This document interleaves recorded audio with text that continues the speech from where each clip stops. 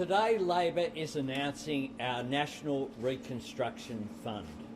The pandemic has shown us the strength of Australian society. Australians making sacrifices to look after each other is seeing us through the pandemic. But it's also shown up some of the weaknesses in our economy. The fact that we're not resilient enough, that we're susceptible to shocks, the fact that we didn't have enough PPE, we didn't have enough ventilators. There's a whole range of products that we're simply not producing. We also need to make sure that we don't just return to what was there, but we use this crisis to build back stronger. It's a wake-up call for Australia. Those Australians who are in secure work are looking for secure jobs, permanent jobs, well-paid jobs.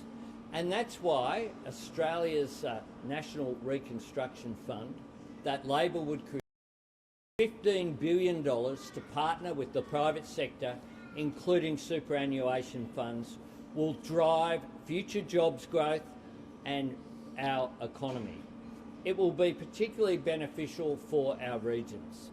It will apply to sectors across the board, such as defence industry, such as existing businesses that need to transition towards zero net emissions.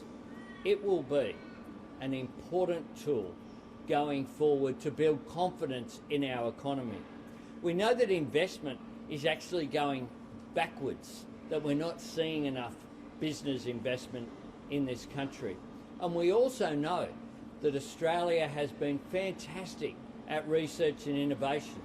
Everything from new solar energy technology through to wine casks, through to Wi-Fi. Australia hasn't always, though, commercialised the benefit for our inventions and for our expertise. So we need to be a smart country going forward. We need to take advantage of the opportunities that are there from, for example, the fact that we have everything in this country that goes into a battery, but we're not producing enough here. There are examples such as tritium in southeast Queensland, which is exporting electric vehicle charging stations to the world. But we can do much, much more in the future. This fund is aimed at that. It's a part of Labor's focus on jobs, which will be the centre of our recovery. Thank you, Anthony. In the last 8 years, we've seen the biggest deindustrialisation in our nation's history. When Australia lost the ability to make cars, when this government goaded the car industry offshore, we lost our most complex high-tech manufacturing. And what COVID-19 has exposed is that all of that means we have a loss of industrial sovereign capability. And we need to restore all of that. And that's what the National Reconstruction Fund will do. We'll be focusing on building companies which provide long-term, well-paid, secure jobs. Companies that innovate, companies that commercialise science, which turns science into jobs, which has been a national weakness.